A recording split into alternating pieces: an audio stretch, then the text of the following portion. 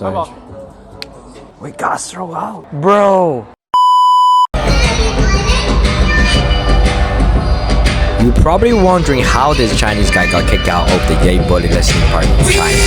Alright, hear me out. So what the fuck is going on? Like, I was basically editing the video for the whole night because recently I tried to start a YouTube channel going, and then boom, it's official. Ye is coming to China. Like, no, he's not coming. Like, the listening party of Bully will be hosting in Hangzhou, my city. Hemiwater City. Like, I used to have to like take a long flight to Haikou. He's back tonight. And now he's basically putting the party in My city. Huh? I have to go, right? I got my tickets 3 days before the show. On the very first release, it was set for 9 p.m. Beijing time. And I was so hyped to get the ticket because I thought I'd be the part of the first group to hear this generational album. But one day before the show, they randomly dropped another session 3 hours earlier at 6 p.m. So if you had a 9 p.m. ticket, you were already pissed. We were all told we were getting the premiere, but it turns out to be the second premiere. Fine. We know the Yeezy team is always messy. The last Shanghai concert was a disaster. As long as they still play the album, we were good. We're the Ye community. We were built like that, right? Look at you, look at you, look at you. So right before the show, the Korea LP got delayed, so I was delusional enough to think maybe Ye saw my stream from Haikou and choose my city, Hangzhou, to play his new album. I thought it was meant to be. Where the Bully is going to release. I mean, if he's not canceling, China might be the first leak. I don't know, we'll see. I mean, it was actually kind of weird that he decided to choose the city I live in, the guy who streamed the whole Haikou LP. Is Ye following me now? I don't know. There are 700 cities and 38,000 towns in China, and he chose mine? Come on. How many people have even heard of Hangzhou before this? Most of people haven't. Even though it's one of the best cities in China, for those you are in the West, comment down below if you ever heard of it. I'd bet more than 90% of you haven't, right? So fast forward to the day. My session was at 9 p.m., but I got there at 4 p.m. to check out the venue. That's the entrance, and that should be the takeout for the employee.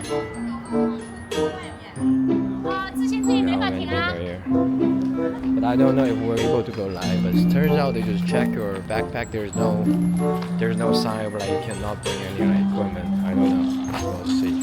I was way too early, so I started a live stream to report to the Ye community. Can you translate the text here? Bully listening party, March 26th, Thursday. China, Hangzhou, this is the city. This is the city I'm living in. Hangzhou Binjiang 体育馆. That's like this stadium. This arena is new, built 4 years ago for the 19th Asian Games, mostly used for badminton. It was my first time there, so I figured I'd take my chat along for the ride. That's all the Bully vibe. In here is like business is business. It's like a full capitalism.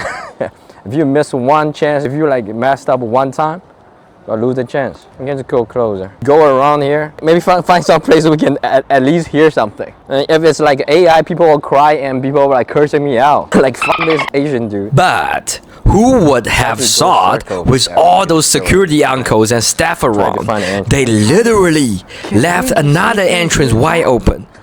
Bro, I saw a door open. Should we sneak in here? Yo, stay quiet. Yeah, stay quiet. We're going in.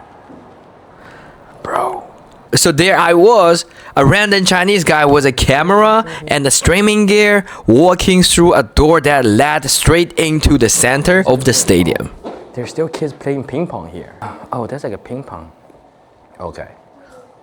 Yeah, that's for kids who play ping pong. Bro, this place is actually bigger than I saw. That's where kids playing ping pong. At first, I didn't even realize it was the actual venue. I thought it was a separate space with training centers for teenagers until I got here. It's literally here. Bro. Bruh. What? I'm just in.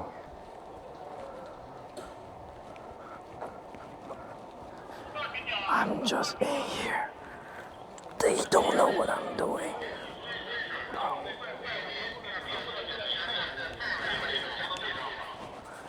I need to pretend. here. Like there's that one security guard looking at me. There's one security guard looking at me. I need to pretend I'm not here. I'm just passing by. I'm just passing by. There's like a dance group here. So this whole stadium, okay, ballet, what? We can't just hear, listen. I can't just literally say anything here, listen.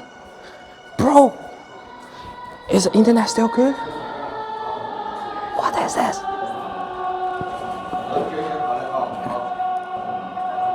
Yo, share the live stream, guys.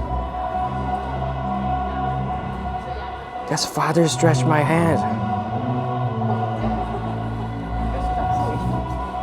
You guys can hear it?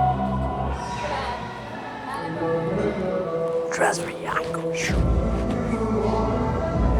Kids look at me weird. Father.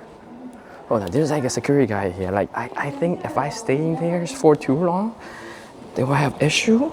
But if we just stay in here, pretending we are waiting for the girl to do the ballet, we should be fine, right? To be honest, if I'd just found a corner, pointed out my camera at the wall, and quietly listened, I probably would have been fine. But this is Hemi Wonders. If we go live, we barely play as safe. We gets the people going. Right? There's a one uncle there, but we need to make sure they don't notice. I'm going, okay? Okay, that's inside the stadium.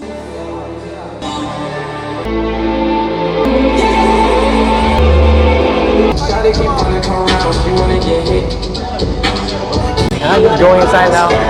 Let's go this way. Oh, I just come in like this? Bro. Oh, they're checking the ticket. Okay, back. Let me come back. Bro, you see that guy's showing the ticket? I'm just staying here. Bro, if they found out I don't have the ticket, they cannot go in. So I decided to blend in. I stood next to a security uncle and pretended I was one of them. Go next to DJs right there? No, that's definitely their team. So if they find out I'm like messing around in the back, they might just let me go. When the guy who eventually kicked me out, I think he was the manager, asked me if I'm the official camera sent by Easy Team. I said, maybe because I was rocking an OG San Pablo tour hoodie from 10 years ago and kept talking into my phone in English, they actually believed me. This video going to be epic, guys. For 50 minutes, I stood there like a supervisor observing their job. You getting fucked today? Bro, I said yes, I'm the cameraman. Oh, we have 20 minutes to go. And after the guy asked me that, I felt like I needed to act more professional, or at least pretending to be more professional, so I pulled out my other camera. A lot. They call it like a fresh energy.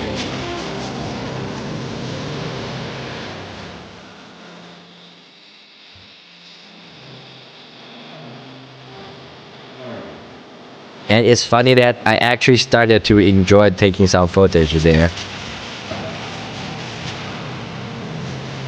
Until 30 though, I was the first to get the ticket, but they changed so much. 啊，怎么了？谁告诉你可以直播的？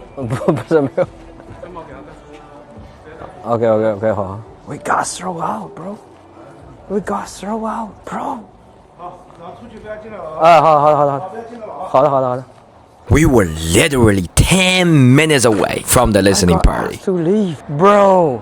Sorry, chat. We almost made it. We tried our best. Asking, are you the cameraman? I said yes. Probably because I was streaming on multiple platforms. Maybe we got somebody tell the team. The team told him to shut me down. I think they confirmed with the team already, and maybe somebody's like reposting my live stream on internet. The Easy Team find out. Ooh, he's snitching. Everybody, he's snitching. Hey. We only need to listen, okay? We don't have to be there, right? We only have to listen. The guy even followed me to this entrance to make sure I didn't come back. But at least he was fair. He said if I had a ticket for the 9 p.m. session, I could come back. 不直播了嘛？因为我们没有人跟我讲可不可以直播。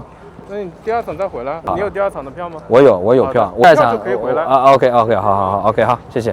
Bro, I get it. It's their job. But if you watch the replay on my Twitch, you will see how easy it was to get in. Nobody stopped me, no warnings for 50 minutes. If your job is to stop people from streaming, you might need to do better. It was unprofessional. The same reason last Shanghai concert was such a mess. Show. And I need to come back at 9 p.m. I tried, guys. I tried. In 10 minutes, we're about to streaming the whole album. Fuck. The guy was asking, "Are you the cameraman?" I said, "Yes, I am." Let him do the streaming first, and then we have more people focus on the album drop, and then kick him out. I'm like a toilet paper, bro. China is cancelled? They were literally inside. What are you guys talking about? So we left, walked into a mall. Don't know too much about. Look at this shopping mall. You can see inside. This is what happened in China. Look at that. It has all the things you need. We take a B-roll here. You know that? And let me give you guys. Yo, when is the listening party going to start? It's already started. We have 2 hours until the next session. Who knows? What if he's finished his album like by 9 p.m.? That's what happened. And got a bowl of giant flat noodles for 30 RMB, which is like $4 US. It's either today, tomorrow, or next year. Or maybe something like Yendi never comes out. Then we headed back what's the plan? for session 2. I'm going to put you guys here. Vinyl is AI stop. Standing here for 10 more minutes. By then, people from the first session were already complaining on Chinese social media. They didn't play any new songs, just some track from the leaked vinyl and a bunch of classics. Turns out, this China LP was also supposed to be cancelled, like the one in Korea, but the organizer kept the show because they couldn't get new music from Ye. I know people were probably wondering why they didn't just cancel it. In China, things are more regulated. Foreign shows go through a tons of approval. Once it's settled, you can't back out without hurting everyone's reputation. And Ye could lose future concert opportunities just because of this. Some people say the organizers kept it to hold on to the money, but honestly, they didn't even release enough tickets. Each ticket was like cheap, 200 RMB, less than $30 US. And across 2 sessions, I didn't see more than 1,000 people. They weren't making money anyway. This LP was meant to hook the Chinese fan base and prep for Asia tour in the upcoming future. But Ye just canceled everything on the last minute. The organizer had no choice but to keep the show to take the blame. So this LP in China turned into an unofficial release. The organizer even made an announcement beforehand. 亲爱的观众朋友们，大家好！衷心感谢各位莅临本次物理专辑试听会。因突发情况，新专辑部分音轨需要因重新制作与完善。受此影响，全球多场试听会官宣取消。本着真诚与负责的态度，我决定将事实告知各位。鉴于本场试听会的所有演出准备工作已全面就绪，经紧急协商，我们决定采用官方提供的播放素材，确保本次试听会如期正常举行。 Basically saying all the prep was done and they couldn't just throw it away. They tried to release old concert footage to prove they were doing their best to maintain the relationship with Ye's team and the local committee. By the way, those footage never leaked before, so for them that's the best thing they can do.